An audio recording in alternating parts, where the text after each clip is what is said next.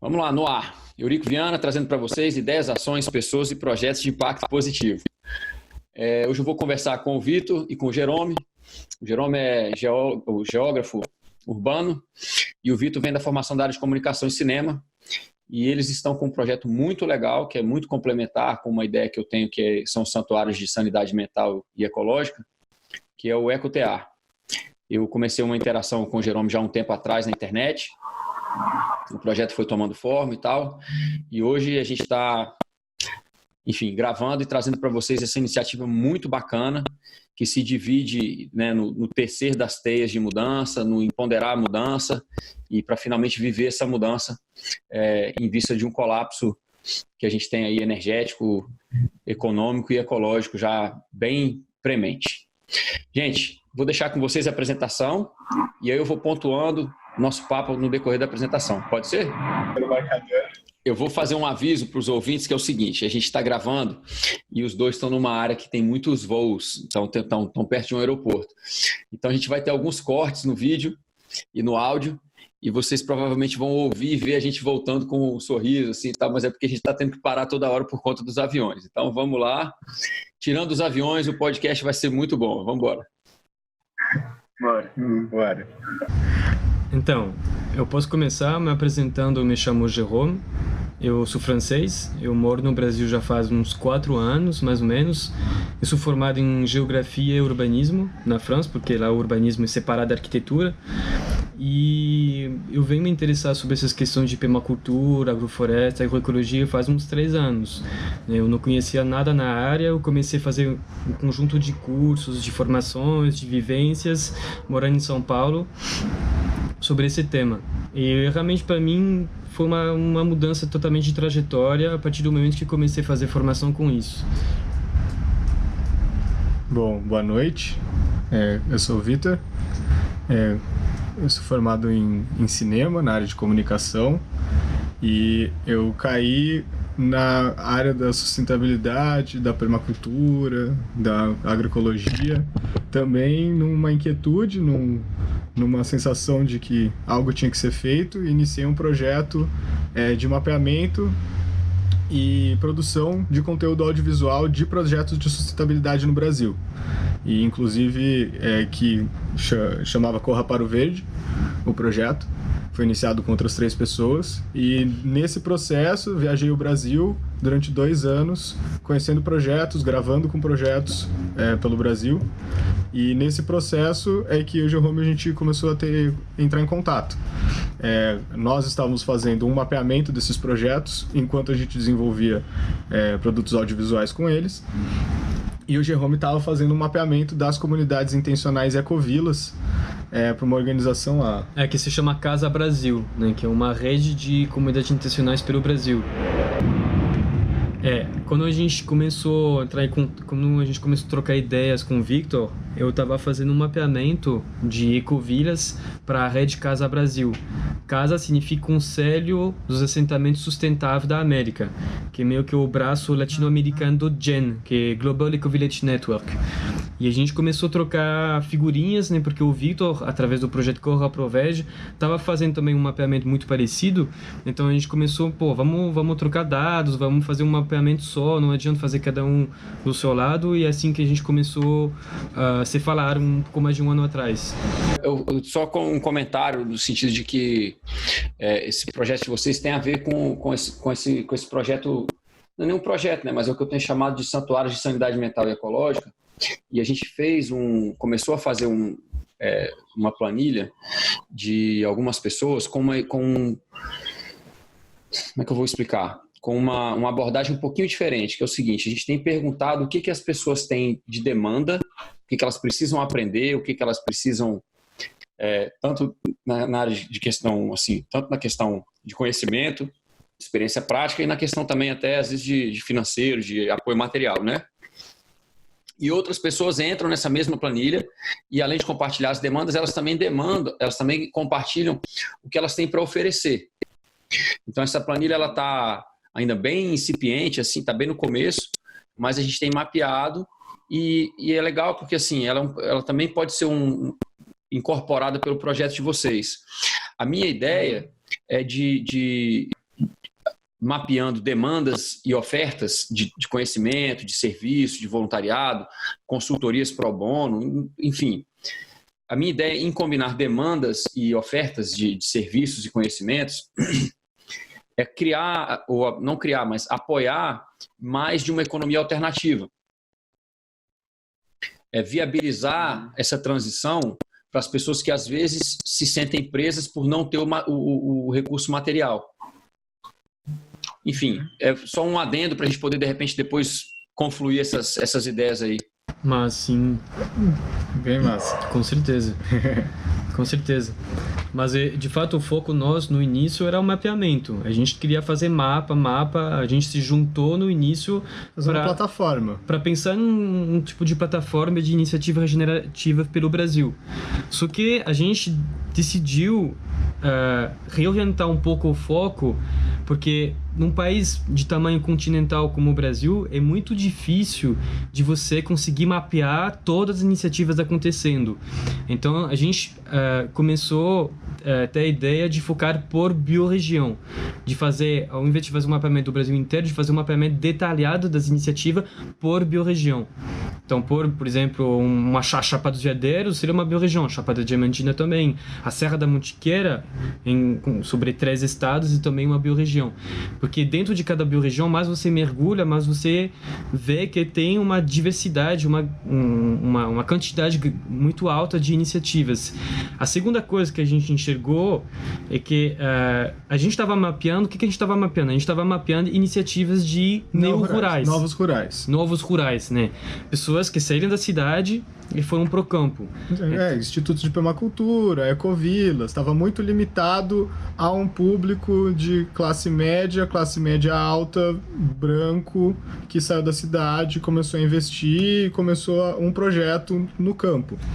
E no fim, quando a gente terminou assim, né, cada um a sua pesquisa, a gente tinha ali mais ou menos uns 200, 300 projetos numa planilha mapeados. E quase todos com esse perfil, Vitor, desculpa te interromper. A maioria. A grande maioria com esse perfil. E culminando com todos os problemas políticos, sociais que a gente viveu em 2018, aquilo veio uma inquietude nossa, assim, de, peraí. O problema foi um eufemismo, né?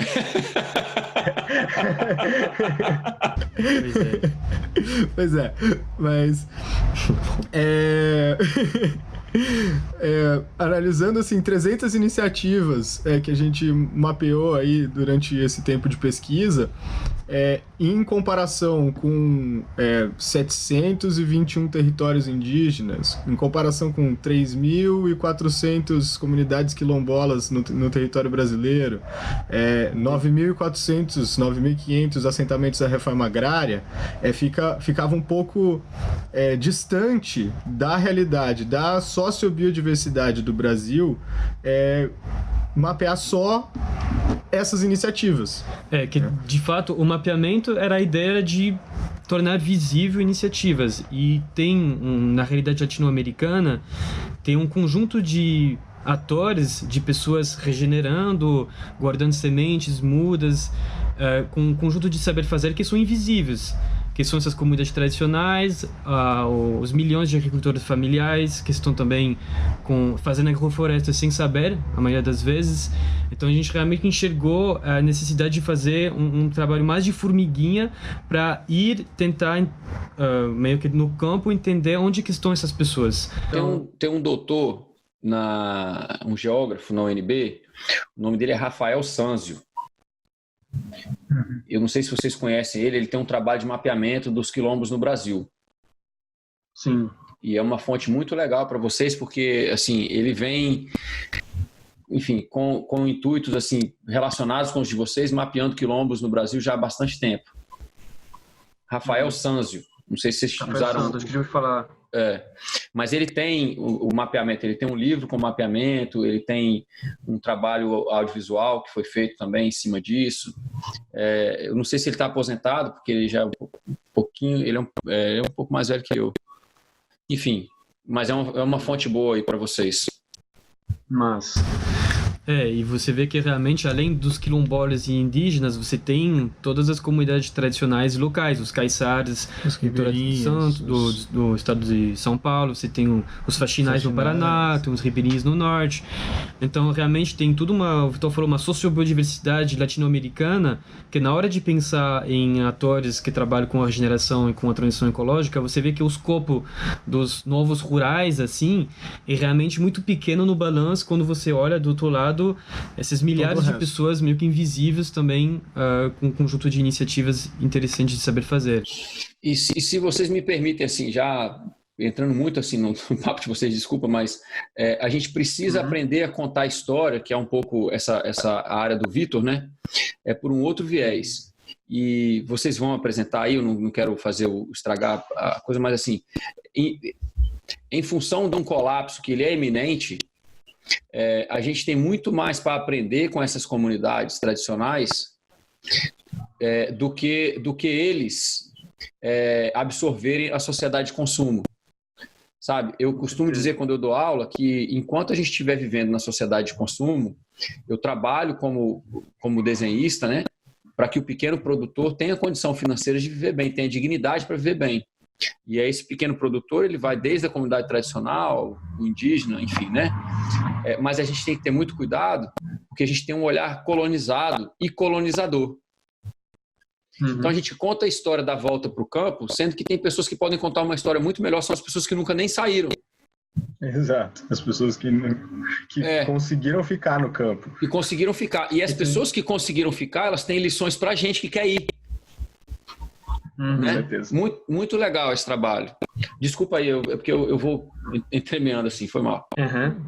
O foco, então, justamente do mapeamento que a gente teve era de focar em biorregião refúgio. A gente usa esse termo de biorregião refúgio para falar de todas as áreas no Brasil, praticamente de chapadas, serras e vales. O próprio Arthur Nani tem essa fala num podcast que você fez com ele, inclusive, o Arthur Nani da UFSC, do Núcleo de Permacultura, e ele fala justamente, né, que as áreas mais interessantes para você criar assentamentos para permacultura no Brasil são áreas de vales, chapadas e serras, justamente por conta, né, de serem lugares onde dificulta o avanço da monocultura industrial, e normalmente são lugares onde você não tem grandes avanços de uma urbanização desenfreada, por conta do relevo, da topografia ou das condições naturais, assim. E também são áreas mais preservadas, não só em questão de unidades de conservação, de mata nativa, mas também em questão de saber fazer, né, de quantidade de agricultor familiar. Realmente são áreas que são preservadas em vários aspectos. E voltando sobre o termo refúgio, que a gente usa, de fato, essa palavra, a premissa toda da nossa organização é a questão do conceito de colapso sistêmico e global, que é um processo que a gente enxerga que ele já está acontecendo, e um processo, né? A gente fala em colapso e aí as pessoas, elas criam essa falsa ilusão, muito criada até pelo próprio cinema, pelo próprio Hollywood, de que é um apocalipse zumbi, Mad Max, assim, né? Que um dia a gente vai acordar e vai estar o caos instalado na Terra. E não é isso, é um processo. É um processo que a gente já está vivendo. É um processo porque não tem crise. A gente não está vivendo uma crise, porque crise você tem a falsa ideia de que você vai melhorar, vai voltar a ser como era antes. E não vai voltar a ser como era antes. A gente está num processo. Coisas assim para comentar, Vitor.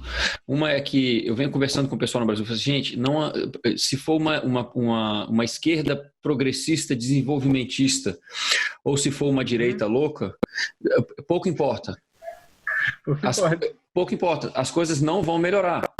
Então, assim, a gente está hoje novembro de 2019, com dólar a R$5, né? Não vai melhorar. Isso tem um embasamento que ele é energético, né? Isso já é em função da escassez de energia.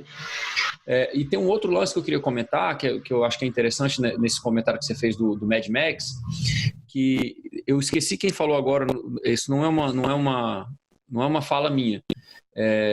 mas é de um ativista socioambiental, se eu não me engano, da permacultura, mas ele não é brasileiro. E ele fala o seguinte: a gente precisa aprender a contar outras histórias.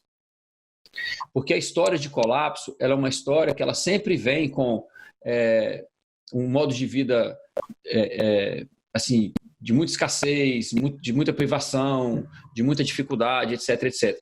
Ao passo que a gente ainda tem uma janela muito pequena, mas a gente tem uma janela para construir uma história que o colapso ele é energético, mas ele pode ser um florescer cultural, ele pode ser um florescer de qualidade de vida, ele pode ser um florescer de saúde, porque as pessoas vão estar mais conectadas com a sua produção de alimento.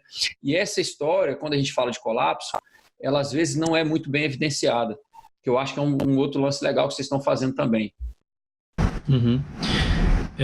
E dentro da narrativa que a gente tem na organização, a gente tenta mesmo trazendo também futuros desejáveis, a gente tenta um pouco através de um panorama de dados que a gente levanta de várias assim referências, a maioria não brasileiras, né, de livros em francês ou em inglês, que a crise ambiental e energética, a gente dentro da organização, a gente parte sempre do pressuposto que a crise ela é muito mais grave do que a gente pensa.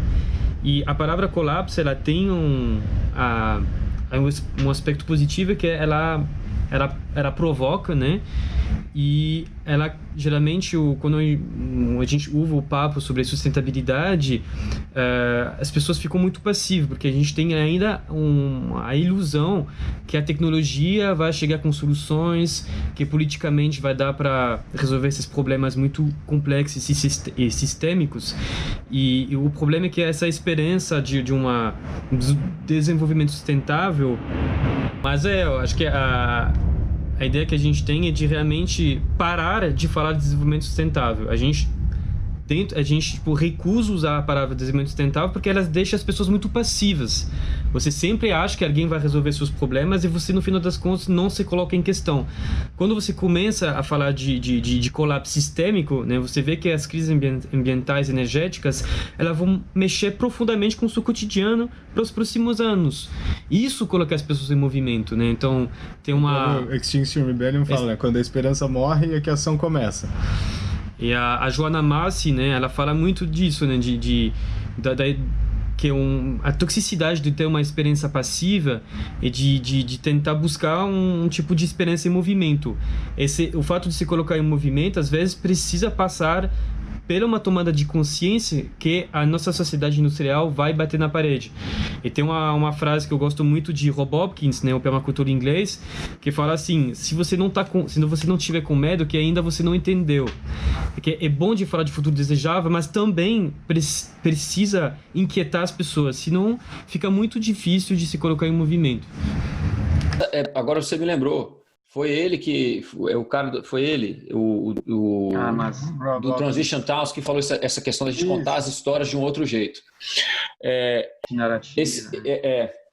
Um lance interessante que vocês estão trazendo, que a gente precisa conversar, é o seguinte: explicar a origem do desenvolvimento sustentável. O desenvolvimento sustentável já é um termo que vem, é uma resposta da sociedade de consumo para os relatórios do Clube de Roma, que já diziam que não era possível crescer mais.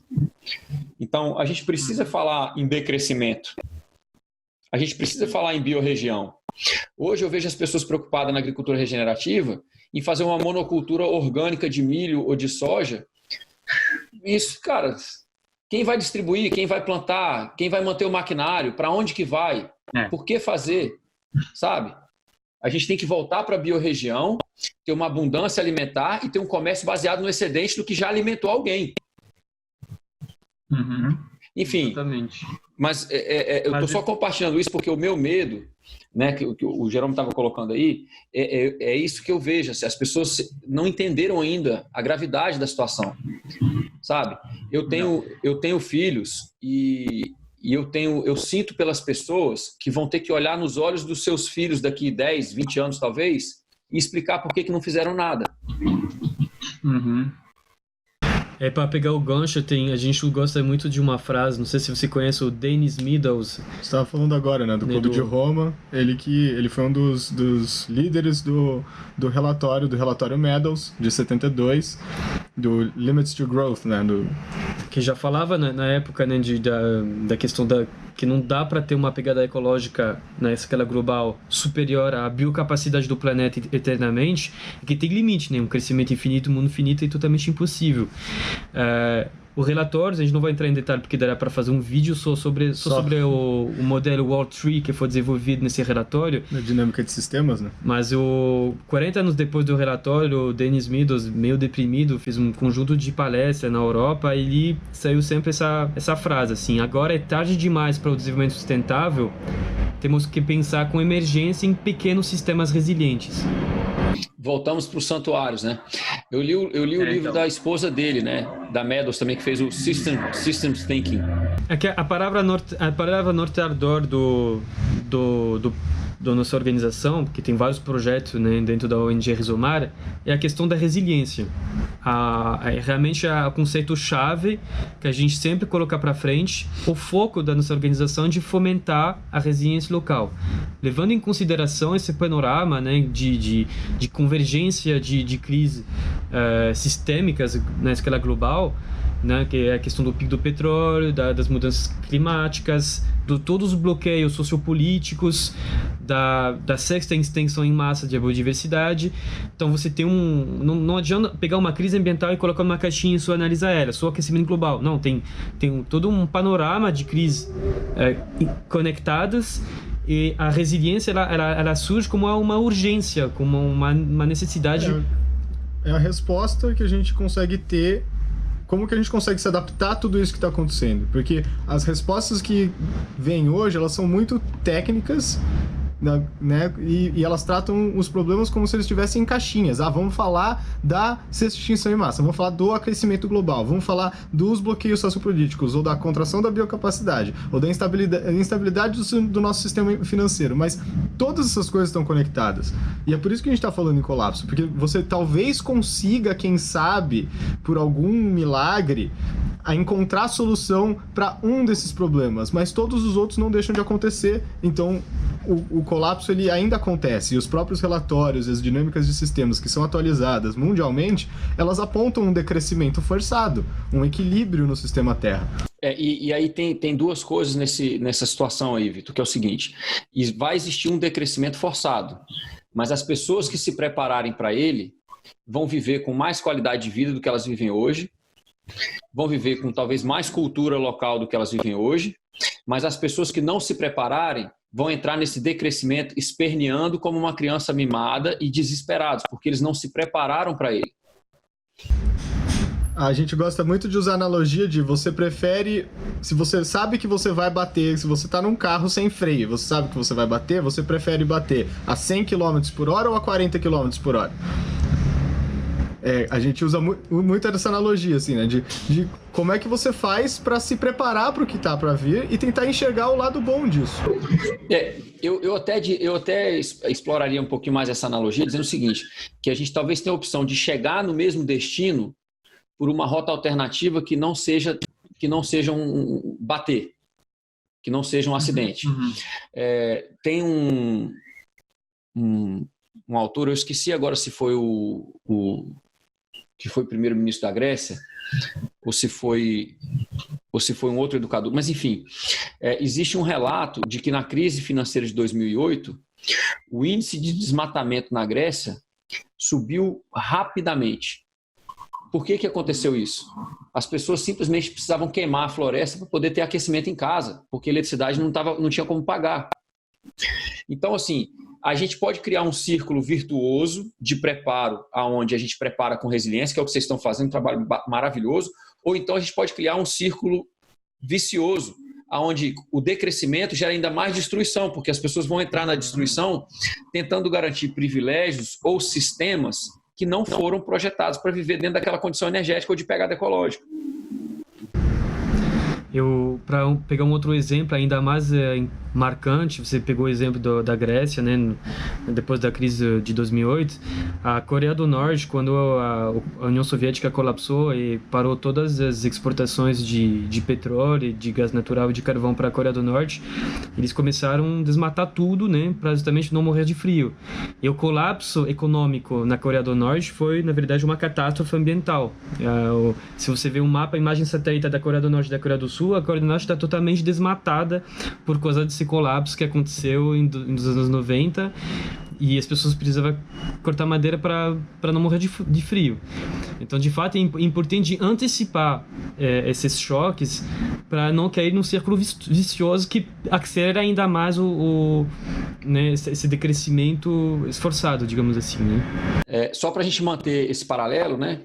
Em outras sociedades que tinham que viver dentro do limite ecológico delas, era comum, por exemplo, que as pessoas, que episódios da vida das pessoas, por exemplo, o casamento, etc., as pessoas tinham que plantar um número X de árvores para os seus descendentes. Então, a gente tem histórias de culturas onde as pessoas dependiam da floresta, mas onde a relação era outra. Elas plantavam o próprio combustível. Enfim, a gente precisa contar essas histórias aí, né? Uhum. O próprio conceito de biorregionalismo, ele leva em conta isso, né? O biorregionalismo, você vai justamente entender a biocapacidade de um território, né? Levar em consideração sua bacia hidrográfica, seu relevo, o seu bioma, e levar em conta os seus hábitos sociais, culturais, de utilização desses recursos para pensar justamente em como gerenciar e organizar tanto esses hábitos e, né, a utilização dessa ocupação, quanto os recursos que estão disponíveis. Dentro do conceito de biorregião, tem um conjunto de autores, tem uma escola norte-americana e uma escola mais italiana, com Alberto Mangiani, que é um arquiteto, geógrafo também. E o que é interessante é que você leva em consideração, então, os aspectos naturais, né, a biocapacidade local de aguentar uma população determinada num território, mas também todos os aspectos de saber fazer local, de cultura. Então, é realmente o fato de enxergar o território como um metabolismo vivo, que quebra totalmente com um paradigma de desenvolvimento regional, onde você tem cidades que cresceram exponencialmente, sem levar em conta a capacidade dos territórios na volta de abastecer essas metrópoles em energia, matérias-primas, alimentos. Então, o conceito de biorregião não parece nada, mas ele quebra totalmente com o paradigma desenvolvimentista que a gente teve nos últimos 50 anos. Para falar um pouco de agora como que a gente atua nisso, né? Bom, aqui era um exemplo de conjunto de referências que fala dessa questão de colapso, né? Que não é só... Tá crescendo muito no mundo inteiro, as pessoas agora que falam abertamente de colapso socioambiental, de colapso sistêmico global. No Brasil tem um livro muito bom que foi escrito por um universitário da Unicamp, de um historiador que se chama Luiz Marques, que escreveu um livro em 2015 que se chama Capitalismo e Colapso Ambiental. É um livro meio pesado, de 700 páginas, mas com todos os dados assim atualizados. Ele teve eles fizeram uma terceira reedição agora, no final do ano passado. Enfim, é um assunto assim bem interessante, e quando você começa a mergulhar nessa questão do colapso, você não sai mais. É como se tem um antes e tem um depois. Depois realmente mexe totalmente com perspectivas de vidas pessoais, com projeto de vida. É uma coisa realmente, uma tomada de consciência que mexe bastante com o que eu estou fazendo, qual o tipo de trabalho que eu quero fazer nos próximos anos. É realmente para nós dois, acho que foi uma tomada de consciência que justificou todo o nosso envolvimento dentro do projeto. E tem uma coisa, Jerome, que é necessário, assim, precisa coragem para sair da zona de conforto e ler esse tipo de literatura. Mas uma vez que você mergulha nela, como você colocou, você vai vendo que a grande maioria dos trabalhos que abordaram historicamente, sociologicamente, antropologicamente, economicamente os colapsos, a gente vai vendo que a gente já ticou todas as caixinhas. Todos. E o maior problema é que a gente ticou todas as caixinhas, só que as outras civilizações, né? O Jared Diamond, ele analisa 8 macro tendências que fizeram as grandes civilizações colapsarem. O Tenter estuda, né, como que a complexidade das sociedades levaram elas ao... Ele tem uma expressão engraçada não, assim, curiosa. Ele fala do retorno, como é que é o retorno diminuído no aumento da complexidade, uma coisa assim. Taxa de retorno energético. Que mais você tem uma sociedade centralizada e complexa, mais você tem que gastar energia para manter essa complexidade. É que a resposta para uma sociedade complexa é toda solução que você dá para uma sociedade complexa aumenta a complexidade dela. Isso gasta mais energia até ela quebrar. Por exemplo, o carro elétrico, né? É uma falsa solução que vai criar ainda mais problemas, né? Um exemplo bem interessante, assim. Lixo de bateria, enfim, etc. Mas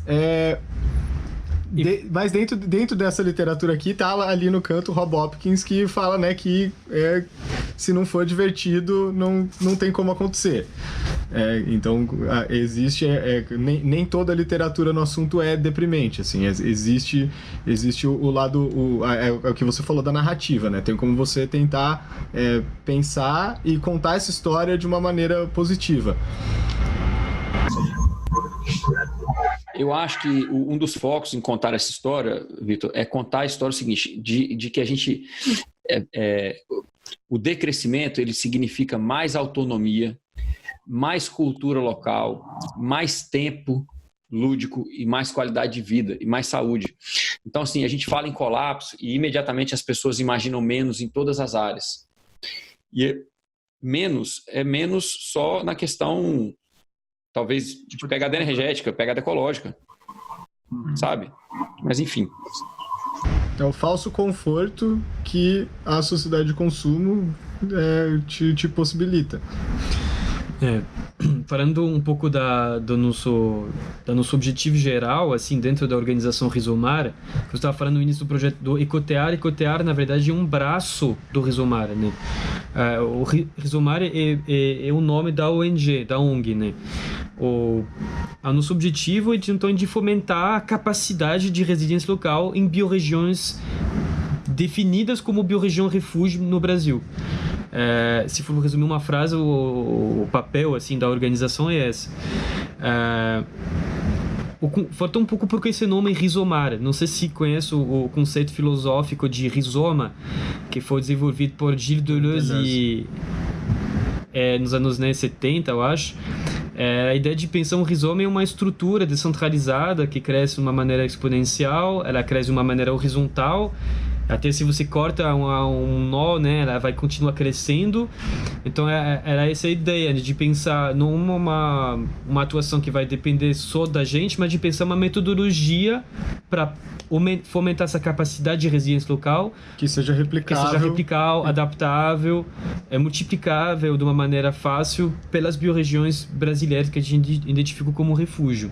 Seguindo aquelas características daquele outro slide, né?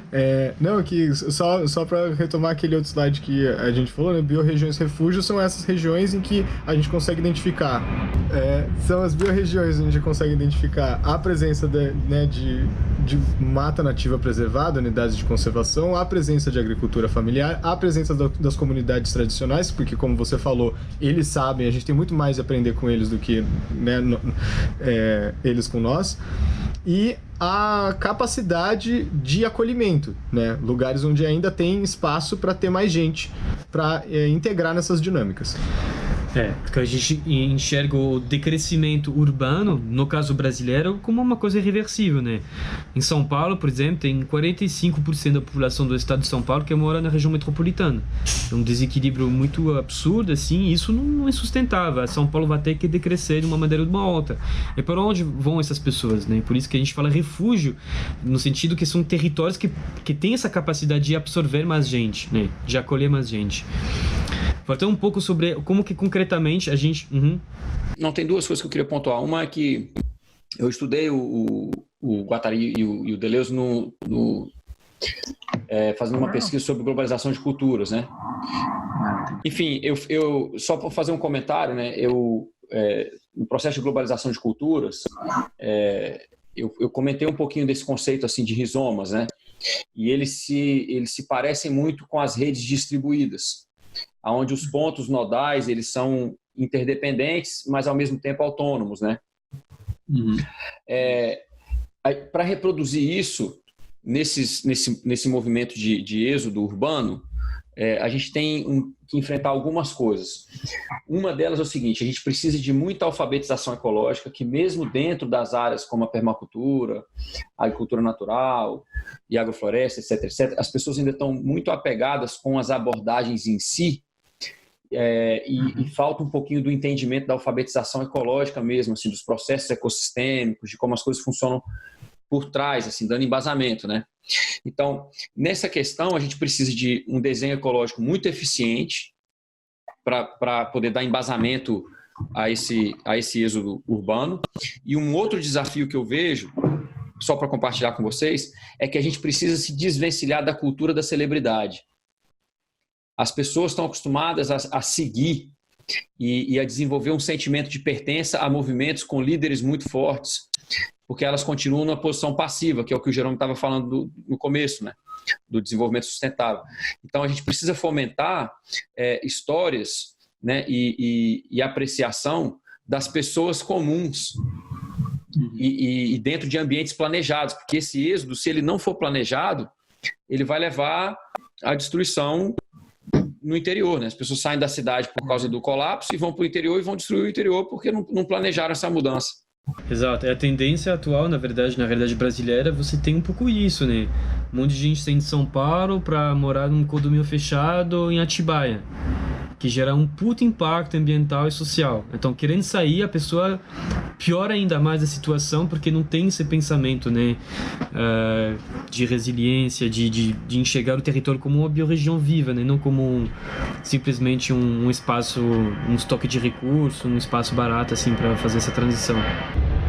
Enfim, então esse sendo o objetivo da organização, de fomentar a resiliência local para a gente evitar justamente essa exploração predatória, né? Uma vez que esse êxodo ele é iminente e que as grandes metrópoles vão colapsar e o Brasil tem a população está concentrada em sua maior parte nas metrópoles, é como preparar esses territórios, como preparar essas biorregiões para que elas tenham uma capacidade de resiliência local. Então, quando a gente fala disso, na verdade, precisaria ter um ministério do êxodo urbano, precisaria ter um batalhão de pessoas trabalhando nisso. O problema é que, obviamente, atualmente, né, o governo está indo na direção contrária e tudo indica para que isso não vai mudar para os próximos anos. Não, eu só comentar o seguinte, que para que a gente tenha políticas públicas que envolvam o êxodo urbano, é preciso aceitar o decrescimento. Isso não vai acontecer nem tão... Não vai acontecer nem hoje nem amanhã. E é uma das coisas que a gente enxergou no início, a gente falou, mas por onde começar? Tá tão desesperado assim a situação. A primeira coisa que chega é a questão do mapa, né? O mapa é de você enxergar quem já está fazendo alguma coisa em cada território. De ver que já tem muita gente indo nessa direção, às vezes a gente não fica sabendo, né? Mas mergulhando, por exemplo, numa serra, numa chapada, você vê que tá pipocando de iniciativa pequena, meio solta, mas já tem todo um conjunto de forças já existentes. Então isso é a primeira frente do nosso trabalho, que é o ecotear, que a gente fala de tecer e articular a resiliência, e o que significa tear, como se fosse a parte de pesquisa e desenvolvimento da organização, da ONG, né? E a primeira coisa que a gente faz, então, na hora de querer começar a fazer esse mapeamento por biorregião, é de fazer uma inserção no território, visitando lugares, ficando na casa de produtores, uma semana, 3 dias, dependendo da disponibilidade, de levantar dados, né? Não só mapear georreferenciamento e alguns dados gerais, e de realmente produzir diagnósticos territoriais para entender quais são as forças já ativas naquela biorregião e quais são as forças potenciais. Então, isso é o trabalho do ecotear, é tudo um trabalho de produção de diagnóstico, não só quantitativo, mapeando, mas também qualitativo. A gente faz análise, por exemplo, de matriz FOFA, né, que é a identificação de forças, oportunidades, fraquezas e ameaças por localidade, dentro de uma biorregião. A gente faz diagnóstico de produtor, que a gente fala de unidade produtiva familiar, que são geralmente produtor de referência num território. Enfim, a gente tenta um conjunto de frentes de trabalho dentro dessa parte do mapeamento, de produção de diagnóstico. Então é justamente uma frente de pesquisa para levantar dados, para gerar visualização das dinâmicas que já estão acontecendo. Né? Muitas vezes, quando a gente começou o projeto, a gente tinha muita ilusão de que a Secretaria de Agricultura tem esses dados, ou a Cooperativa dos Orgânicos tem esses dados, ou a Extensão Rural tem esses dados. Não, ninguém tem esses dados. Então, é um trabalho de formiguinha mesmo, a gente vai e fica 2, 3 meses numa biorregião e faz esse primeiro mapeamento, esse primeiro levantamento. A gente pega todos os... georreferencia, levanta dados quantitativos, né? E faz esses diagnósticos, essas análises, para possibilitar que a gente consiga ter um panorama geral do que está acontecendo nesses lugares. Uhum. Do que está acontecendo nesse lugar, justamente para conseguir pensar no desenvolvimento, em articular essa resiliência local. Então, com quem que vai ser articulada essa resiliência local? Quais são as forças existentes? Como você falou, onde estão as demandas? Quais são as demandas? Quem está oferecendo o quê? Quem sabe fazer as coisas? Onde estão as habilidades? Quem tem o saber fazer? Né? Quem está produzindo de forma agroecológica? Quem tem uma agrofloresta? Quem sabe sementes? Quem tem semente? Quem sabe mexer com tração animal ainda? Quem tem terra e não tem mais força para trabalhar. Exatamente. Não sei, eu não tenho os dados do Brasil, mas na Austrália e nos Estados Unidos a idade média do produtor rural já está há mais de 60 anos. Deve chegar perto. Média. No Brasil acho que não chega tanto, mas a população no campo está envelhecendo porque o êxodo rural no Brasil ainda é uma realidade, né? As pessoas ainda estão saindo do campo e indo para a cidade. Porque tem um outro movimento, mas um outro fenômeno que acontece nesse êxodo rural, que o pessoal chama de esvaziamento cerebral, né, em inglês. Porque assim, o produtor rural ele trabalha duro para formar o filho dele, mas forma o filho dele para o filho dele ir para a cidade, porque o trabalho no campo não é tão digno, né? Culturalmente falando, a gente tem essa visão de que culturalmente falando não é um trabalho tão digno. Então as famílias que têm condição ainda estão preparando os seus jovens para ir para a cidade. Com algumas exceções já no Brasil, dentro do movimento agroecológico, no Sul e em alguns outros lugares, as pessoas já têm resgatado essa cultura familiar de ficar. Mas ainda... proporcionalmente falando, é um movimento ainda pequeno. O padrão é de êxodo rural. E aí, justamente, depois de fazer esse trabalho, né, ou até durante esse trabalho, uma das coisas que a gente faz é que já com base nesses dados e com todo o nosso trabalho de pesquisa, a gente promove atividades já com esses atores. Eu acho que uma das coisas que o Jerome não comentou, a gente identifica por localidade quem são os atores-chave, né? Não só georreferenciar as iniciativas, os projetos, mas quem que tem o poder de mobilização dentro daquela comunidade? Quais são as lideranças? Quem são os articuladores? Quem transita entre projetos? Quem tem a capacidade de fazer esse tipo de articulação? A gente identifica essas pessoas. E a gente promove atividades de sensibilização e workshops para instrumentalizar ou iniciar uma instrumentalização dessas pessoas com esses dados. Então, sentar com os agricultores e mostrar para eles, esse é o panorama, é aqui que vocês estão, essas são as iniciativas, aqui tem uma demanda e aqui tem uma oferta, essa pessoa, essa iniciativa está fazendo uma coisa muito parecida com essa aqui, e a gente já inicia um processo, né? Nesse processo de pesquisa e desenvolvimento, a gente já inicia um processo de articulação no levantamento de dados já. E depois chegar a segunda fase, depois do ecoteário, porque muita gente fala de plataforma virtual, etc., mas do que a gente tinha percebido que as plataformas virtuais em relação com especificamente a permacultura, elas não funcionam muito bem. Às vezes as pessoas não se apropriam, tem vários desafios para realmente fazer aquilo funcionar. Geralmente tem um site fantasma que até pode ser bem feito, mas tem todas essas dificuldades de realmente poder se apropriar daquilo. E a gente sentiu a necessidade, além de fazer esse levantamento de dados para disponibilizar isso numa plataforma virtual, é também necessário tornar esses dados disponíveis para os atores locais de uma maneira que não seja só virtual. E aí sim que apareceu a ideia do Rizoma. O Rizoma é um espaço, então, físico, de articulação, de acolhimento, onde a gente vai poder disponibilizar esses diagnósticos que a gente faz para que a galera local consiga se articular melhor.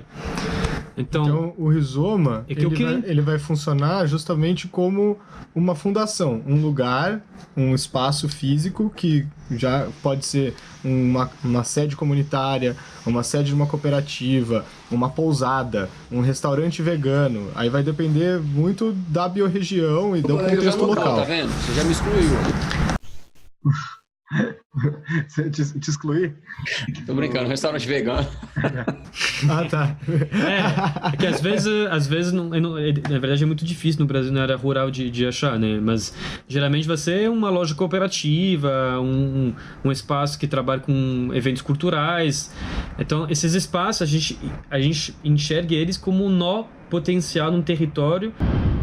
Acho que é toda a diferença que a gente tem com o nosso mapeamento, então, é de não se limitar de fato a uma plataforma virtual e de pensar como tornar isso disponível fisicamente, né?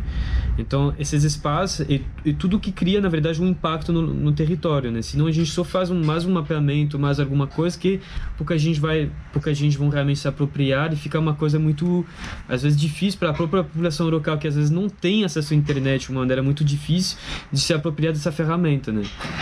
Então, o Rizoma é o que dá continuidade ao nosso trabalho, o que dá realmente impacto localmente.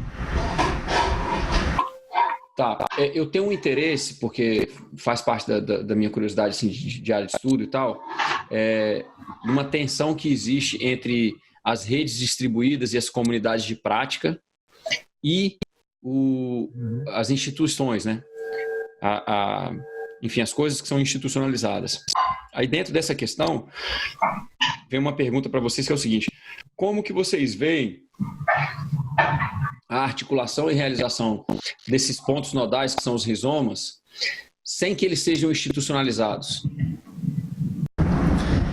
Então, exatamente o diálogo, porque o rizoma, primeiro, na fase de diagnóstico, a gente identifica onde estão os potenciais rizomas, onde estão esses locais onde já atuam com um projeto cultural, com um projeto social, que já de certa forma já articulam atores e projetos localmente, e sai dessa fase de diagnóstico com uma intenção de parceria. Uma intenção de parceria onde eles aceitam e concordam, se alinham com o nosso projeto e concordam numa possível ativação de rizoma dentro do espaço deles. Então, o rizoma ele vai servir para disponibilizar os dados levantados, os dados, né, as análises, diagnósticos e o mapeamento que a gente realizou, e justamente servir como um nó para dialogar esses atores e projetos dentro desse espaço. E aí, a gente tem o período de pesquisa e desenvolvimento de 3 meses dentro de cada biorregião para fazer um panorama geral. Existe um período de 3 meses, 4 meses para ativação de um rizoma, que é justamente criar uma metodologia embasada na realidade local, definir um foco daquele rizoma. Um rizoma ele é transversal, ele é para articular, ele é essa imagem bonita para articular o poder público, os projetos de pesquisa e extensão da universidade, o público neo-rural e seus projetos, as comunidades tradicionais, os assentamentos da reforma agrária e a sociedade civil organizada. As ONGs, cooperativas, fundações, associações. Ok, mas isso pode ser muita coisa. Então, dentro de cada realidade, de cada rizoma, é definido um foco. Não, esse rizoma ele vai articular grupos de consumo consciente. Esse rizoma ele vai estimular turismo de base comunitária. Esse rizoma ele vai estimular, ele vai encontrar um foco para articular dentro daquela realidade local e vai servir um nó para a disponibilização desses dados, tanto para os projetos e atores locais, quanto para pessoas que querem se integrar a essa realidade local. Por exemplo, eu, Vitor, chego num rizoma na Serra da Mantiqueira e gostaria de saber quem está fazendo uma agrofloresta, ou quem está fazendo uma produção de morango orgânico em estufa. Porque eu gostaria de ver, para ver se dá certo. Tá, mas a minha pergunta, assim, desculpa a minha insistência, mas como que a gente dá um sentido econômico e uma viabilidade energética para cada rizoma sem institucionalizá-los? Porque você percebe, a minha pergunta é no seguinte sentido: quando você institucionaliza um problema, por exemplo, no caso do rizoma, incubar as experiências, ligar as pontas de demanda e oferta, etc, etc, né? Essa é a missão. Se a gente cria uma ONG, que no caso vocês já criaram, mas é um modelo comum, mas a gente precisa ver como é que a gente faz para ir além dele. Quando a gente cria uma instituição, o sobreviver da instituição passa a ser a missão principal, porque se você não sobreviver, você não consegue executar a sua tarefa. Essa inversão de missão, a missão principal da ONG passa para segundo plano e sobreviver passa para primeiro plano. Sobreviver economicamente, energeticamente, etc. Então, a minha pergunta é no sentido assim: qual que é a viabilidade econômica dos rizomas inseridos na sua biorregião? Como que a gente faz eles energética e economicamente viáveis para que eles se mantenham em uma rede distribuída que seja talvez interdependente, mas não dependente da ONG? Então, isso é todo o desafio, né, do projeto, mas é por isso que a gente passa tanto tempo fazendo um diagnóstico. É para justamente identificar em cada território qual o potencial de você conseguir ter uma sustentabilidade econômica naquele lugar. Às vezes vai ser a produção de frutíferas agroflorestal. O rizoma não vai produzir frutífero. Não. Entendi a pergunta do Eurico. O período de ativação do rizoma vai definir se ele vai trabalhar com hospedagem, isso, se ele vai trabalhar com receptivo de turismo de base comunitária, ou turismo de experiência, ou se ele vai trabalhar com produção cultural e produção de eventos. Entendi. Existe um empreendimento inserido na biorregião que banca a função do rizoma, a função, vamos dizer assim, interdisciplinar e de ligação com outras coisas. Entendi. A ONG não vai financiar o rizoma. O rizoma vai se autofinanciar e promover sua missão se autofinanciando. E aí isso vai depender da biorregião que ele está inserido. Entendi. Então, na verdade, vocês entram como facilitadores, como empoderadores de um empreendimento local que passa a ser um rizoma, que fica ligado a uma rede distribuída de informações e mapeamento e banco de dados, etc., mas que ela não fica atrelada financeiramente a ONG. Exatamente.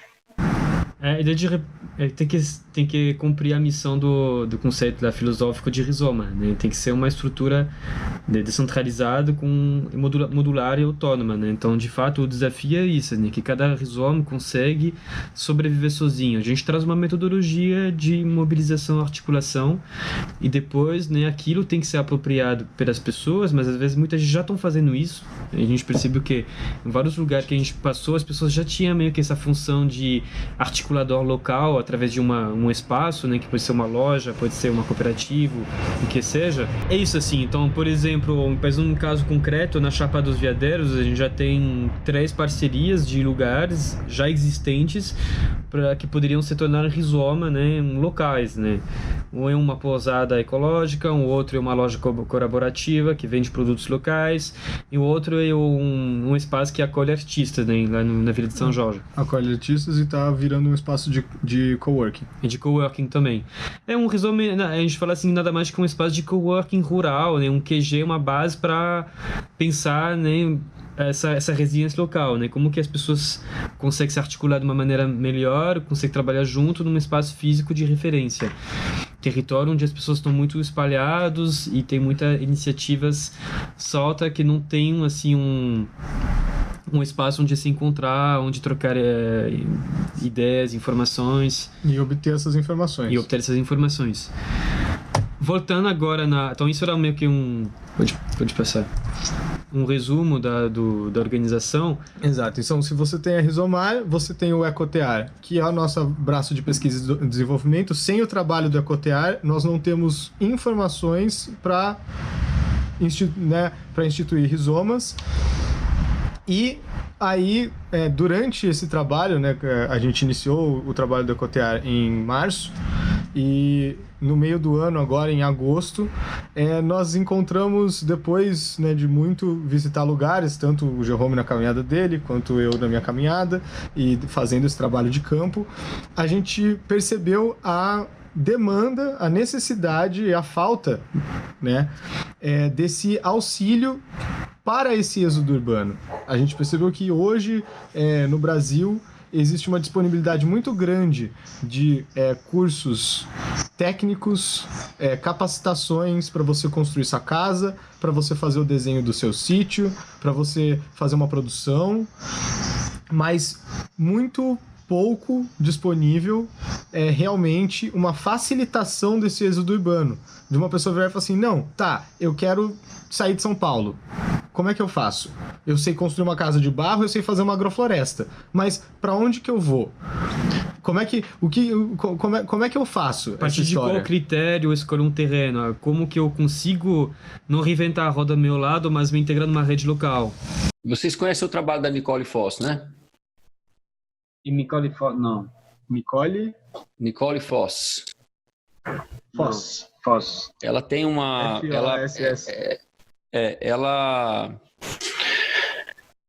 Ela durante muito tempo participou do Oil Drum, que era um website em inglês sobre questões de colapso energético.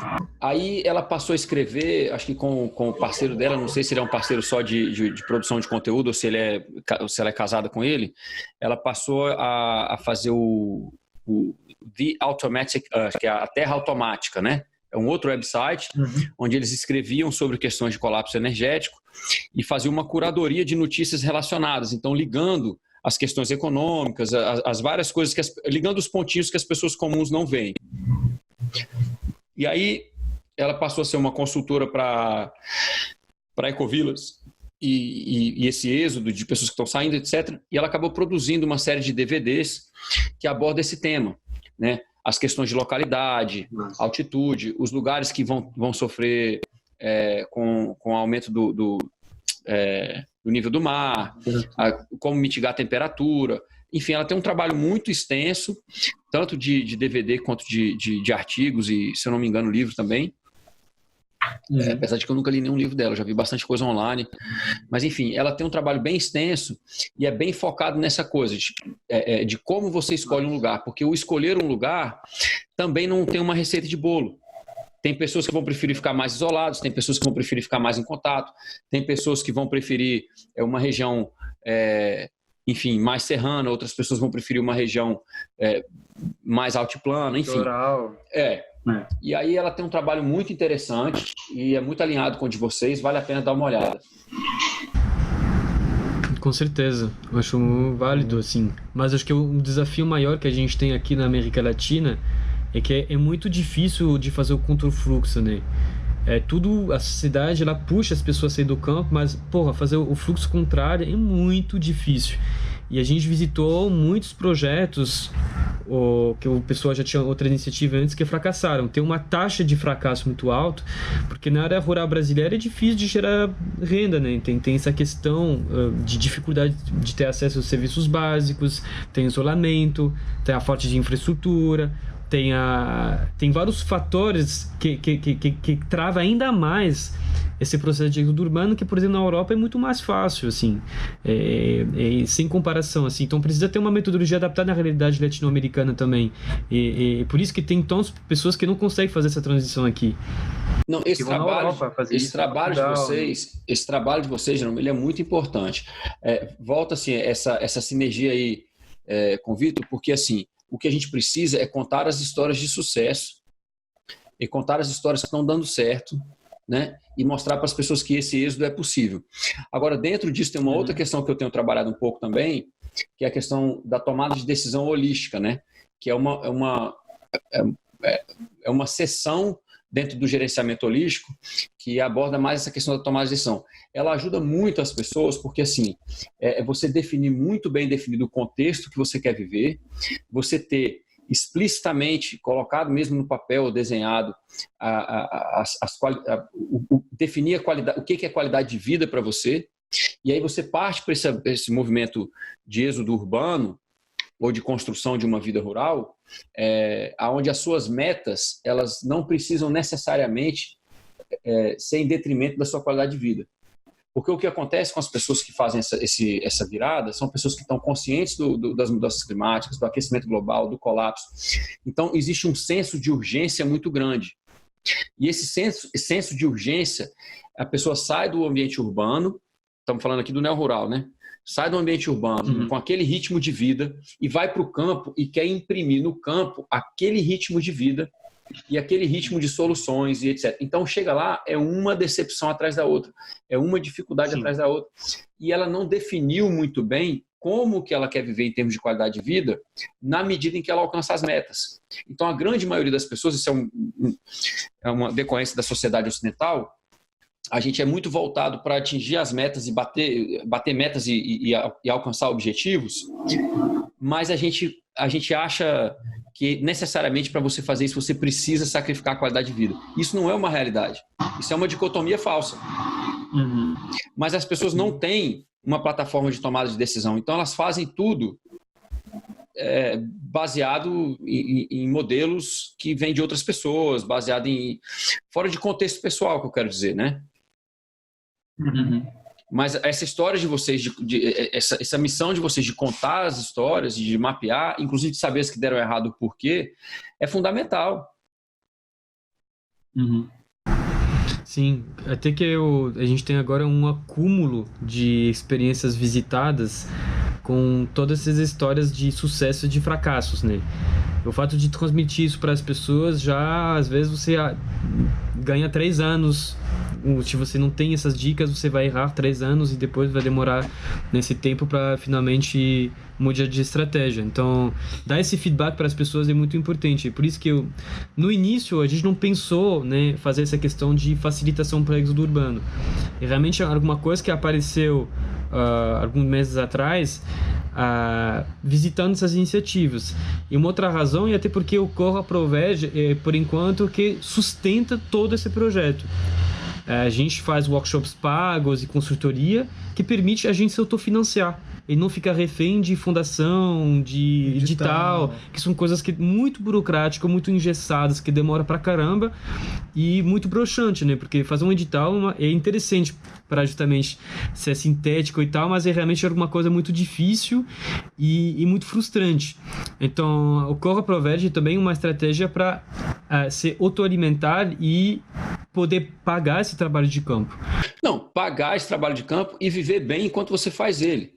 Porque isso é um outro problema que a gente tem na sociedade que a gente vive hoje, que é o seguinte: as pessoas que estão ganhando a vida com empregos e funções e empreendimentos que degradam o meio ambiente são pessoas que vivem bem materialmente falando, né? E que não são julgadas. Agora, a partir do momento que a gente se propõe a fazer um trabalho de restauração ambiental, de restauração cultural, de restauração social, as pessoas partem do pressuposto que você tem que fazer isso como voluntário. E isso no Brasil é muito forte, infelizmente. A gente precisa, Jerônimo, no Brasil, a gente que eu digo assim, o brasileiro de um modo geral, né? É óbvio que eu estou fazendo uma generalização, a gente precisa aprender que o empreendimento nessa área de ativismo socioambiental, ele deve ser encorajado. A gente tem que pagar bem as pessoas que trabalham com isso, porque são as pessoas que estão na ponta fazendo alguma coisa. Mas não, via de regra as pessoas fazem o contrário, elas pagam muito bem um hotel que altamente polui a região onde ele está instaurado, voos, bens de consumo, aí as pessoas pagam super bem. Agora, isso também é uma barreira também, assim, que eu vejo que eu esbarro nela e vejo que vocês também estão esbarrando nela. Mas enfim, a gente precisa se fortalecer e falar mais sobre isso, que acho que tem gente que não tem essa consciência, sabe? A gente também precisa compartilhar isso daí. Eu ia fazer esse gancho para você voltar. O Corra pro Verde, então, na verdade é um empreendimento de vocês que banca todo o outro trabalho, é isso? Exatamente. Ele se alimenta de todo o... Né, sem ecotear, sem a base de dados, diagnósticos e toda a articulação nas biorregiões, não tem como ter Corra para o Verde. O Corra para o Verde, ele vai integrar pessoas que estão querendo fazer essa transição, esse êxodo urbano, dentro dessas dinâmicas já existentes nessas biorregiões. Então a gente está basicamente orientando as pessoas para ir nessas biorregiões onde a gente já tem esse levantamento feito. Né? Então a gente não vai mandar a pessoa necessariamente, a gente faz toda uma análise, né, do perfil da pessoa, quais são os recursos financeiros, qual a fase da vida, e de fato a gente não vai mandar essa pessoa para uma região que a gente nunca fomos. A ideia de realmente orientar para os territórios onde a gente já passou através do ecotear. Exatamente o que você falou. Qual que é a expectativa de qualidade de vida dela? Qual que é o anseio dela? O que ela está buscando? Qual é a situação atual dela? O que ela pode oferecer? Quais são as habilidades dela? E dentro disso você consegue dizer, olha, dentro do teu perfil e pelo que você quer, tal... a biorregião X está dentro das dinâmicas do que já está acontecendo ali, está mais condizente com o que você quer.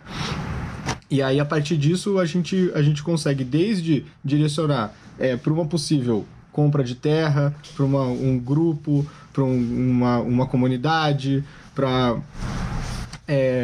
um próprio rizoma, né? Você pode ir visitar um rizoma, você pode ir conhecer as iniciativas, você pode ir namorar uma biorregião, né? Até o próprio desenvolvimento do projeto de resiliência dessa pessoa, né? Do projeto individual ali, do que ela vai fazer, como que ela vai se sustentar, quais são as dinâmicas de geração de renda daquela biorregião, até o próprio acolhimento e integração desse projeto no que já está acontecendo ali. Então, quem são os atores, o que já está acontecendo ali, e como que você vai fazer para se integrar em tudo isso, ao invés de criar um desequilíbrio ambiental, social, tóxico, porque você chegou lá com muito dinheiro e quis fazer do seu jeito, sem levar em conta tudo que estava acontecendo na sua volta. Então, o rizoma é realmente o que faz o elo, né, entre o trabalho de diagnóstico para articulação de atores locais, que é ecotear, e essa venda de neo-rurais, né, que a gente quer facilitar, acelerar. E a gente enxerga muito um rizoma como um espaço de acolhimento, uma base onde você pode ir para ter informação, para achar outras pessoas para comprar um terreno de repente juntos, para, sei lá, comprar um carro junto, porque tem essa questão, né, rural no Brasil, que você gasta muita grana com gasolina, que tudo é muito longe. Então, é realmente facilitar esse êxodo urbano, como se fosse um espaço, o rizoma, né, um espaço de transição, geralmente numa cidade pequena, numa zona urbana pequena. Um rizoma não tem que ser no meio da roça, né? Tem que ser um lugar relativamente acessível, fácil de acesso, né? Como se fosse um catapulto para a área rural, um espaço de transição. As pessoas saem de São Paulo, não vai diretamente para a roça, vai nesse lugarzinho onde tem informação, onde tem a gente vai ter contato da galera que já está fazendo alguma coisa, e isso facilita totalmente a vida. Se você não conhece ninguém no campo, ter esse espaço de referência ajuda bastante o processo, assim. Eu acho maravilhoso o trabalho de vocês. Eu estou aqui com a cabeça a milhão por hora pensando possibilidades de como divulgar e de colocar para frente, assim, sabe? Porque tem muita gente com boa vontade, mas sem saber por onde começar. E existem vários perfis de seres humanos, né? Tem algumas pessoas que vão lá e fazem, tem outras que precisam de que a gente pegue na mão delas, elas precisam de um pouco de apoio, etc. E via de regra, você fazer uma transição orientada, né, as chances de sucesso são muito maior. E não só orientada, mas em boa companhia, né? Eu brinco, eu falo sempre, mudança boa você tem que fazer em boa companhia. Muito bacana. Eu estou olhando aqui Isso aí. As diferentes ferramentas que a gente propõe. Eu achei muito bacana a questão do ecotear, do rizoma e o fechamento do Corra para o Verde, né? Que é um braço que faz o empreendedorismo socioambiental e que banca o resto, porque eu acho que vocês têm total razão também. Esperar políticas públicas e recurso financeiro para essa transição é muito arriscado, porque, via de regra, a sociedade como um todo não está vendo o que a gente está vendo, ou então está negando, né? E uma das coisas que a gente está pensando desenvolver, só para fechar para o Corra Provege, de fazer todo um trabalho de produção audiovisual sobre a questão do colapso. Até de pensar em formatos de vídeos curtas, de 5 minutos, 6 minutos, sobre a questão da energia. Como que, tipo, a gente vai viver uma descida energética que vai mudar totalmente nosso cotidiano, sobre o aquecimento global. Meio que vídeos curtos de sensibilização com esse formato para atingir mais pessoas possíveis, para também atrair mais gente para essa caminhada, assim. Em produção de vídeo tanto, né, das biorregiões que a gente visita, dos casos de sucesso, das coisas boas que já estão acontecendo, né, quanto de própria conscientização e sensibilização da situação atual, de por que a gente está falando de êxodo urbano, de por que a gente está falando de resiliência territorial, né? É como uma estratégia de marketing, né? Não deixa de ser, de você conseguir transmitir para as pessoas por que é tão urgente falar disso e por que é tão urgente a gente pensar nisso, né? É como se é um conceito de seguro, assim, né? Quando tudo tiver realmente acontecendo, onde você quer estar? Com quem você quer estar? O que você quer estar fazendo? Eu tô aqui pensando, eu não sei quando que a gente vai soltar esse vídeo. A gente vai ter que fazer essas edições aí dos aviões e tal.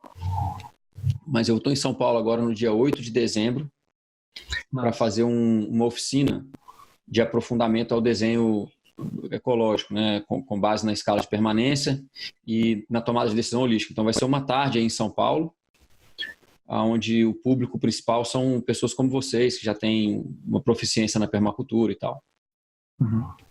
E eu acho que a gente podia tentar encontrar, enquanto eu estiver em São Paulo, para a gente discutir algumas ideias de produção de conteúdo e de estratégias dentro desse conteúdo produzido, né, de como que a gente conta essas histórias. Sim. Sabe? Eu estou me dedicando muito a isso. Como que a gente conta essas histórias? A maneira com que a gente conta a história, ela pode facilitar muito a transição. Enfim... tocar muito mais gente. Né? E dentro dessa questão do decrescimento, assim, e dessa missão de vocês, existe uma necessidade muito grande de um desenho ecológico, de planejamento de propriedade rural muito eficiente, porque com o decrescimento a gente vai ter o êxodo urbano forçado. E hoje a gente já sabe que são as pequenas propriedades que produzem grande parte do alimento. Mas isso não quer dizer que elas produzem da maneira correta ainda. Muitas dessas pequenas propriedades estão produzindo alimento, mas elas estão produzindo imitando o agronegócio.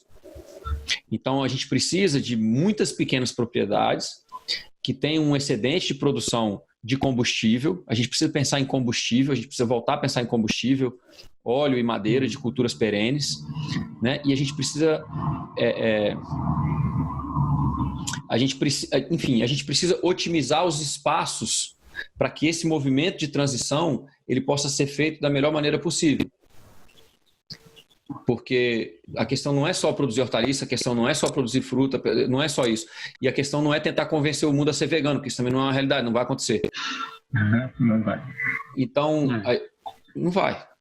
Então, assim, a gente precisa pensar na otimização de espaços comuns dentro desse êxodo. Então, existe aí dentro de todo esse trabalho maravilhoso que vocês estão fazendo, existe implícito nele uma necessidade de desenho, de planejamento muito eficiente. Muito bacana. Com certeza. Enfim, eu no que eu puder contribuir, tamo junto. Eu queria, na verdade, acho que não vai rolar porque o vídeo vai ser editado depois, mas que a gente está fazendo 2 workshops, dia 23 e 24 de novembro, em São Paulo, sobre êxodo urbano e resiliência. E no dia 7 de dezembro, que vai ser um dia antes de você estar aqui em São Paulo, no Rio de Janeiro. No Espaço Nietzsche, no Rio. Então agora a gente está no... Vocês vão voltar para São Paulo no dia 7 mesmo ou não? Então, o workshop vai terminar umas 7 horas da noite. Ainda a gente não tinha previsto de voltar em São Paulo, mas de repente, se... Bom, eu fico à disposição então, a gente para tentar encontrar o Vitor então em São Paulo e a gente tentar bater um papo e alinhar algumas coisas então. Mas Você vai ficar aqui em São Paulo dia 8? Eu chego no dia 2, e vou embora no dia 9. Tô indo para Chapada Diamantina, faço um curso lá 12, 13, 14 e 15 na Diamantina. Também é um curso legal, eu posso mandar material para vocês se vocês quiserem ver se tem a possibilidade de chegar lá. Manda sim. Manda assim, qualquer coisa. E uma última coisa, não sei se a gente está agora no último gás, né, para tentar divulgar os cursos, ainda tem bastante vagas. Se você conhece algumas pessoas em São Paulo, Rio de Janeiro, que tem esse perfil, né, de fazer um workshop de um dia, pode divulgar, que ainda tem bastante vagas no Rio, mas acho que a gente vai conseguir encher rápido no Rio de Janeiro. Mas enfim, né, a gente pode mandar um anúncio se tiver em mente algumas pessoas que se encaixam no perfil, São Paulo e Rio. Gente, eu conversei com o Vitor e com o Jerome do EcoTA, uma iniciativa muito bacana, composta de várias outras iniciativas, o Rizoma e o Corra Pro Verde, e eles têm ajudado as pessoas que, como você e como eu, querem ter uma vida de impacto positivo, para que as gerações futuras possam ter uma chance de ter ar limpo, água limpa e comida nutritiva. Gente, muito obrigado, maravilhado aqui com o trabalho de vocês. Gente. E vamos trabalhar para a gente soltar o mais rápido possível esse material, tá bom? Obrigadão pela oportunidade. Vou ficando por aqui. Um abraço. Trouxe para vocês pessoas, ideias, ações e projetos de impacto positivo.